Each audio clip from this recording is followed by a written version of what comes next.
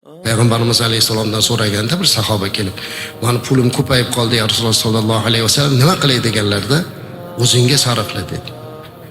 Inson tabiatan o'zi uchun sarflaydi birinchi. O'z ehtiyoji uchun sarflaydi dunyosini. Agar ortib qolsa, ota-onangga dedilar. Ulardan ortsa ahlinga, oilangga, aka-uka, qo'm qarindosh, qo'ni-qo'shni, ulardan ham ortsa ma'shita dedi, xohlaganingni qil kelgin dedi. Ya'ni unda ham gunoh qil degani emas, ya'ni xohlagan joyga sarfla. Qiyomatda azizlar, inson hamma sarflagan tiyinimiz uchun javob beramiz ekan, ammo ota-onaga sarflaganga javob bermaymiz ekan. Ota-onaga sarfni hisob qilmaylik ekan. Bugun eng oz sarf ota-onaga bo'lyapti o'zi aslida. Xo'p deng azizlarim, bir qarang atrofingizga.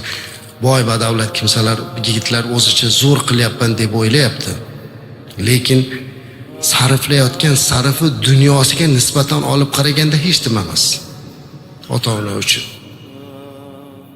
Masalan, shunday sahobalardan bittasini hozir esimga keldi. Usoma ibn Zayd radhiyallohu anhu. Mashhur voqea bor. Bir kuni Umma Aymana o'tirib o'g'liga aytdiki, "O'g'lim shu jammor yoki jimmor ikki xil aytilsa kerak, jammor yoki jimmor deyilar edi. Shunaqa yegim kelyapti" dedi. Bu jimmor shunaqa narsa ekanki, bu xurmoni kessa tanasini ichidan chiqargan bir qismi ekan. Sizlarga o'xshatish uchun aytsam, hozir yoshlar bilmasa kerak, yoshligimizda shakar qamish bo'lardi, archib yeyilar edi uni. Qamish. Xuddi shu qamishga o'xshagan narsa xurmoning tanasining ichida bor. Endi onalari o'tirib shundan yegisi kelibdi-da, "O'g'lim shu jimmor yegim kelib ketdi" debdi. Uyida bir dona xurmosi bor ekan. Bu xurmo o'sha davrda 1000 dirhamlik xurmo ekan, juda qimmat xurmo. Eng qimmat shundan tirikchilik qiladi, boshqa tirikchilik yo'q. Shuni xurmosini sotib tirikchilik qiladi. O'g'li, "Yeysizmi onajon?" debdi. "Ha, yegim kelyapti." Shunda darani qirqib o'sha joyini chiqarib berib. Odamlar kelib, "Bundan tirikchilik qilyapti, seni boyligini" deganda, onam so'rasa, qo'limda imkoniyatim bor bo'lgan hamma narsani beraman, men buni to'xtata olmayman dedi. Ammo bugun nima qilyapmiz onamiz uchun? Hech biror marta onamizdan nima yegis kelyapti deb so'radikmi? Ba'zi kitoblarda aytadi, ota-onani deydi, farzanda 40 ta haqqi bor deydi. Shundan 10 ta haqqlarida mol ustidagi haqqi.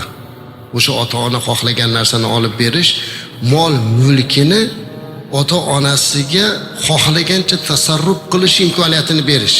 "Otajon, onajon, moli dunyoyim sizga fido, mendan so'ramang" deyish kerak. Bu dunyo sizniki, nimani xohlasangiz shuni qiling deydigan darajadagi farzand bo'lish kerak. Ularda xohlagan narsasini kiydirish va o'zidan oldin ota-onani muqaddam qo'yish deydi.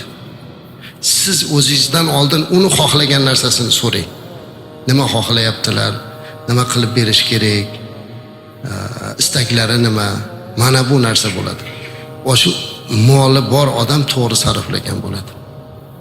Moli dunyoni mana shunday to'g'ri yo'lda sarflash kerak.